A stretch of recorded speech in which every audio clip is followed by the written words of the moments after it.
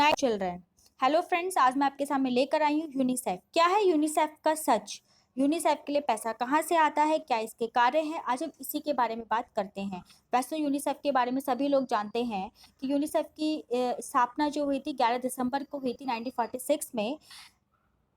जब हमारा देश आज़ाद हुआ था उस टाइम पर आपको पता ही होगा कि 1945 में जब देश आज़ाद हुआ था 1947 में 1945 में द्वितीय विश्व युद्ध खत्म हुआ था। तो उसी टाइम की बात है कि उस टाइम पे बच्चे बहुत ज़्यादा अनाथ हो गए थे क्योंकि बहुत सारे संख्या में लोग मारे गए थे। तो उस टाइम पे संयुक्त राष्ट्र के जो सबसे बड़ा एक ऑर्गेनाइजेशन मानी जाती है, उस टाइम पे सोचा गया था कि 1946 में कि हमें बच्चों के लिए कुछ करना चाहिए। तो इस संस्था का स्थापना तभी की गई। द्वितीय विश्व के बाद बच्चों के लिए जो भोजन हमें देना था या कपड़े हमें देने थे, स्वास्थ्य सेवाएँ हमें देनी थी, तो उसके लिए ये संस्था का निर्माण किया गया था। कुछ टाइम के बाद यानी कुछ सालों की बात करें तो 1953 में यूनिसेफ संयुक्त राष्ट्र संघ का स्थायी हिस्सा बना दिया गया। उस समय इसका नाम संयुक्त राष्ट्र बाल कोष में रखा गया था और आज भी इसको यूनिसेफ ही कहा जाता है। इसका कारण यही है कि यूनिसेफ सिर्फ और सिर्फ उन्हीं बच्चों की बात नहीं करती, पूरे विश्व के सभी बच्चों की बात करती है कि जिनको कहीं ना कहीं कोई ना कोई ज़रूरत है। आज के टाइम पे बहुत ज़्यादा बच्चों को ज़रूरत मिलती है। यूनिसेफ का जो मुख्यालय है वो अमेरिका में ही है। जो मैंने भी आपको बताया था, न्यूयॉर्क नाम के शहर में। और दुनिया भर के करीबन करीबन 190 देश हैं जो इसमें सक्रिय हैं। अगर इसकी गतिविधि की बात करें तो करीबन करीबन हर ही देश में इसका काम होता है, चाहे मध्य यूरोप हो या पूर्वी यूरोप हो, चाहे वो एशिया हो या वो अफ्रीका हो, हर देश में इसकी गतिविधि की जाती है। अगर आज की बात करें, कोरोना वायरस की बात करें और कोरोना के काल की बात करें, तो इस टाइम पे भी यूनिसेफ बहुत अग्रसर है काम करने के लिए। और ये हर बच्चे के पास अपनी जो भी उनकी नीड है उनको पहुँचाने का पूरा सहयोग करती है, कोशिश करती है कि हर बच्चे को उनकी जो प्रॉब्लम है उनको सॉल्व किया जा सके। लेकिन सबसे बड़ी बात तो ये है कि इतनी बड़ी संस्था है, इनको पैसा कहाँ से मिलता है? देखो, हर चीज़ को चलाने के लिए पैसा चाहिए, तो इनको जो डोनेशन मिलती है वो अलग-अलग टाइप से मिलती है। अलग-अलग कैसे? कुछ प्राइवेट मिलती है, कुछ गवर्नमेंट मिलती है। गवर्नमेंट सारी संस्थाएँ होती हैं, उनको गवर्नमेंट की तरफ से हमेशा धनराशि दी जाती है। अगर वो ऑथराइज़ हैं, तो सरकार उनको हमेशा डोनेशन देती है, कुछ पैसा उनको बनाकर रखती है। इसके अलावा कुछ इन्वेस्टर्स होते हैं कि जो निजी दाता होते हैं कि जो चाहते हैं ऐसे बच्चों की हेल्प करना, तो ऐसी ऑर्गनाइज़ेशन को ढूँढते हैं, उनको वो पैसा देते हैं। यूनिसेफ की बात करें तो 92% सेवा जो है कार्यक्रम ये किए जाते हैं हर जगह से, अलग-अलग तरीके से, कुछ व्यक्तिगत, कुछ निजी समूह तरीके से उनको डोनेशन मिलता रहा है। और यूनिसेफ के कार्यक्रम हमेशा बच्चों के स्वास्थ्य और भलाई के लिए किए जाते हैं, तो हर कोई यूनिसेफ के साथ सहयोग प्रदान करने की कोशिश करता ही है। यूनिसेफ को 1965 में, 1989 में और 2006 में भी अलग-अलग टाइप के पुरस्कार मिले, चाहे वो नोबेल शांति पुरस्कार हो, इंदिरा गांधी शांति पुरस्कार हो, प्रिंस ऑफ एस्टोरियम अवार्ड हो। तो ये सारे अवार्ड से उसको नवाजा गया है कि यूनिसेफ क्यों ना ऐसा मतलब उनको अवार्ड क्यों ना मिले, क्योंकि वो काम ही इतने अच्छे करती है। आप समझ सकते हैं कि हर बच्चे तक उनकी सहूलियत पहुंचाती है। तो इनका जो वित्तीय जो है वो इस तरीके से पूरा हो जाता है, कहीं ना कहीं अलग तरह से, चाहे वो सरकार हो चाहे कहीं भी हो, वो उनको पैसा प्रदान करती है।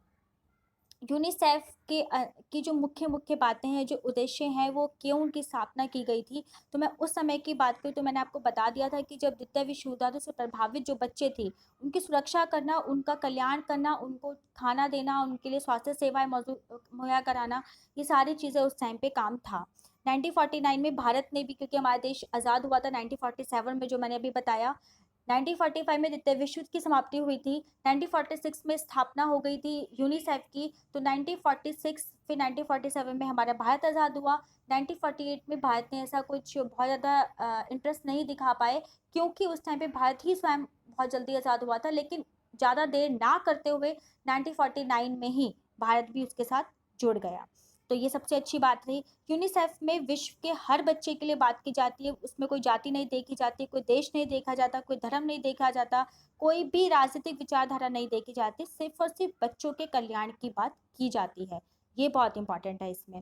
इसके अलावा 1965 में यूनिसेफ को दुनिया में जो बच्चों के कल्याण के लिए, विकास के लिए जो कार्य किए गए थे, उसके लिए क्या मिला था? शांति पुरस्कार। मैंने अभी अभी आपको पीछे बताया है कि शांति पुरस्कार 1965 में उनको दिया गया था। और इसके बाद तो यूनिसेफ का काम और ज़्यादा आगे बढ़ गया, वैश्विक स्तर पर और ज़्यादा काम करने लगा। आप देखते हैं अगर वो बच्चा कभी क्लास में कुछ बोलता है कि आंसर दे देता है कि मैम मैंने एक आंसर देता हूँ, मैम उसको बड़े प्यार से शाबाश कर देती है या उसको टॉफी दे देती है, तो बच्चा नेक्स्ट टाइम क्या करता है, और ज़्यादा पढ़ के आता है कि मैं और अच्छे से क्वेश्चंस को रिपीट करूँ या और अच्छे से लर्न कर लूँ तो मैम मुझे अगली बार 2 टॉफी देंगी।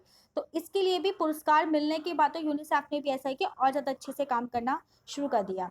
और 190 देश हैं जो आज काम कर रहे हैं इसके साथ, ये बहुत है। टीकाकरण की गतिविधि भी इसके साथ की जाती है नवजात बच्चों को। देखिए आपको पता है गवर्नमेंट की तरफ से बहुत टीके लगाए जाते हैं, तो यूनिसेफ की तरफ से बच्चों को टीके लगाए थे। वो बच्चे जो हॉस्पिटल तक कभी पहुंच ही नहीं पाते, शिक्षा के क्षेत्र में बहुत काम किया जा रहा है। अच्छा ये भी है कि आज का जो कोरोना वायरस, पहले के HIV, एड्स या कैंसर जैसी बीमारियां या और जो वायरस जो फैले हुए थे, उन सब से लड़ने के लगातार अग्रसर रहता है यूनिसेफ कि बच्चों को इन जो फैली हुई बीमारियों से दूर रखा जाए। किसी भी तरीके से, किसी भी तरीके से कोई भी असमानता अगर फैली है इस दुनिया में बच्चों के लिए, उसको कोशिश की जाती है कि वो मिटी जाए। अगर यूनिसेफ नहीं होता या यूनिसेफ अगर काम ना करे तो क्या होगा?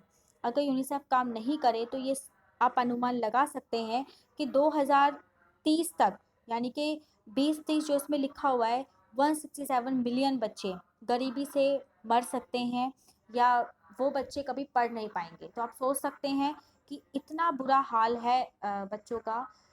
यूनिसेफ ने एक और प्रक्रिया अपनाई थी इसी चीज़ के लिए कि जो बच्चे अनाथ हो गए हैं या जो 1945 में जो बच्चे युद्ध में मारे गए थे, जिनके पेरेंट्स, या फिर बाद में भी जो बच्चे के पेरेंट्स किसी ना किसी तरीके से मारे जाते हैं, जो बच्चे अनाथ हो जाते हैं, उनको गोद लेने की प्रक्रिया, उनको भी परिवार चाहिए तो उसके लिए गोद लेने की प्रक्रिया की कि आप कब तक अनाथ आश्रम में बच्चों को रख सकते हैं। बच्चों को भी एक फैमिली चाहिए होती है, तो इसलिए अनाथालयों की तो एक वो करवाई थी, एक परियोजना शुरू की थी, लेकिन उसके अलावा बच्चों को गोद लेने की प्रक्रिया की गई। अब पूरी तरह ऐसा नहीं है कि बस जो कोई भी मुँह उठा के आया और बस हमें गोद दे दो बच्चा, ऐसे नहीं। प्रॉपर कागज़ी कार्रवाई करके, फैमिली का बैकग्राउंड देखकर, उन्हें बच्चा क्यों चाहिए, किस लिए चाहिए, उनका क्या सच में नीड है बच्चे की, या मतलब सब उनको ऐसे कोई बच्चा चाहिए कि जिनको अपने घरों में काम कराने के लेके जाना है, कुछ करना है, तो ऐसा कुछ नहीं चलता है। प्रॉपर गोद लेने की प्रक्रिया जो होती है, गवर्नमेंट की तरफ से प्रॉपर गोद लेने की प्रक्रिया चलती है और सिर्फ उन्हीं लोगों को गोद दिया जाता है कि जिनको सच में ही नीड है। और जितने भी जहाँ तक संभव वो कोशिश करते हैं कि बच्चों को गोद दिया जाए ताकि बच्चों को फैमिली मिले। बच्चों की देखभाल अच्छे तरीके से करने पे उनको अ, जोर दिया जाता है। ये बहुत इम्पोर्टेंट है इसके लिए। तो हम ये समझ सकते हैं कि गोद लेने का कार्यक्रम जो शुरू हुआ था वो इसलिए हुआ था। और ये भी है कि यूनिसेफ जो है विदेशी माता पिता को गोद देने की बजाय जो उनके खुद के स्वदेश के जो ही लोग होते हैं उन्हीं को गोद देने की कोशिश करते हैं ताकि बच्चों को किसी भी तरीके से कोई भी प्रॉब्लम ना हो। तो आई होप सो कि आपको ये यूनिसेफ के बारे में सब कुछ समझ में आ गया होगा। और कोई भी अगर इशू है किसी भी तरीके से, प्लीज़ प्लीज़ आप कमेंट बॉक्स में लिख के दे दीजिए, मैं उसको सॉल्व करने का पूरा पूरा ट्राई करूँगी। Thank you.